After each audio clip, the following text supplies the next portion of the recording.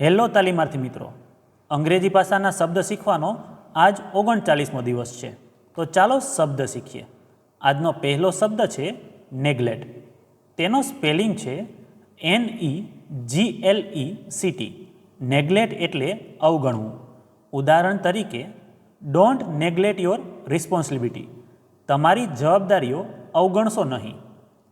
ત્યાર પછીનો શબ્દ છે રિવોક. તેનો સ્પેલિંગ છે REVOKE. રિવોક એટલે રદ કરવું. ઉદાહરણ તરીકે, ધ લાયસન્સ વોઝ રિવોક્ડ. લાયસન્સ રદ કરવામાં આવ્યું. ત્યાર પછીનો શબ્દ છે કોમ્પ્લાય. તેનો સ્પેલિંગ છે COMPLY. કમ્પ્લાય એટલે પાલન કરવું. ઉદાહરણ તરીકે, you must comply with the rules. તમારે નિયમોનું પાલન કરવું પડશે. ત્યાર પછીનો શબ્દ છે એનાલિસિસ. તેનો સ્પેલિંગ છે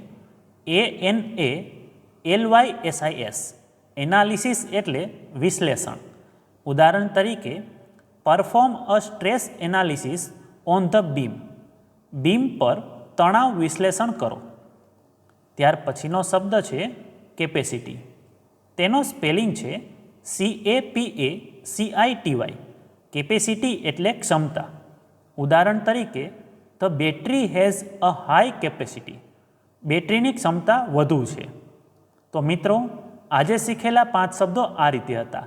નેગ્લેક્ટ એટલે અવગણવું, રિવોક એટલે રદ કરવું, કમ્પ્લાય એટલે પાલન કરવું, એનાલિસિસ એટલે વિશ્લેષણ અને કેપેસિટી એટલે ક્ષમતા. તો આવી જ રીતે ITIની અને જોબની અપડેટ માટે આ ચેનલને સબસ્ક્રાઈબ જરૂર કરજો.